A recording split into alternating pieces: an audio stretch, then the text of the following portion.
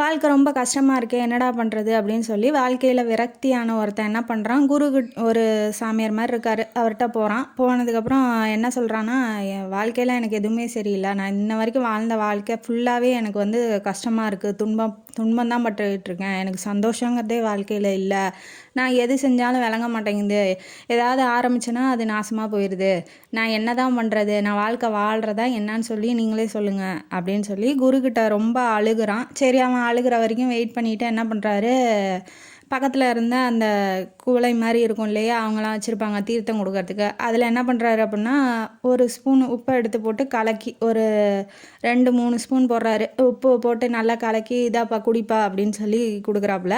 அவனும் சரி வாங்கி குடிக்கிறான். ஃபஸ்ட்டு இது ஏதோ முழுங்கிட்டான். 2வது இதுக்கு மேலே உப்பு தண்ணி எவ்வளோ குடிக்க முடியாது இல்லையா, அதனால் 2வது தண்ணிக்கு மேலே என்ன ஆகுது, முடியல குருவே அப்படின்னு சொல்லிடுறான். சரி வா அப்படின்னு சொல்லிட்டு எய்த்தாப்பில் இருக்க கொலக்கரைக்கு கூட்டிகிட்டு போகிறாப்புல. அதே அளவு அந்த குவளையில் எவ்வளோ அந்த இது இருக்கும் இல்லையா, தண்ணி தீர்த்தம் கொடுப்பாங்க இல்லையா, அதில் எவ்வளோ உப்பு கலந்தாரோ அதே அளவு அந்த குளத்துல கலக்க சொல்லி அவன் கையிலே கொடுக்குறாப்புல. குளத்துல அவனும் போய் கலந்து, நீ போய் இப்போ தண்ணி குடி குளத்துல அப்படின்னு சொன்னோடனே அவனும் எடுத்து மொண்டு குடிக்கிறான்.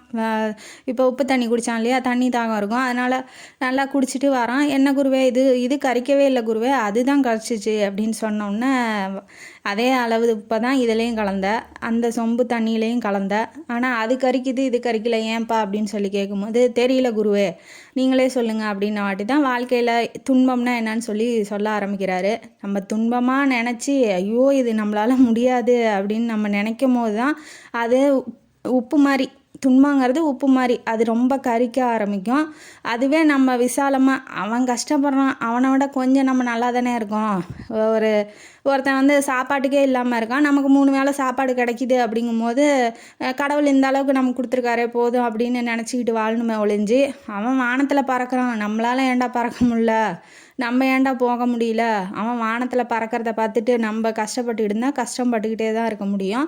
அது உப்பு வந்து சொம்பில் கலந்த உப்பு மாதிரி தான் கரிச்சிக்கிட்டே தான் இருக்கும். விசாலமாக பாருங்கள், இவன் ஒருத்தனையே பார்த்து கஷ்டப்படாமல் நம்மளை விட கீழே, அதாவது நம்மளை விட ரொம்ப கஷ்டப்படுறவங்கள பார்த்துட்டு நம்ம ஓரளவுக்கு நல்லா இருக்கோம் அப்படின்னு நினச்சி வாழ கற்றுக்குவாங்க. கஷ்டமாக தெரியாது, குளத்துல கலந்த உப்பு மாதிரி கரைஞ்சி போயிடும், அது கரிக்கவும் செய்யாது. இதை தான் அந்த குரு சொல்கிறாரு. நானும் இதையே சொல்லிக்கிறேன். இந்த கதை உங்களுக்கு பிடிச்சிருந்தா லைக் பண்ணுங்கள், ஷேர் பண்ணுங்கள், சப்ஸ்கிரைப் பண்ணுங்கள், கமெண்ட் பாக்ஸில் கமெண்ட் பண்ணுங்கள். நன்றி மக்களே.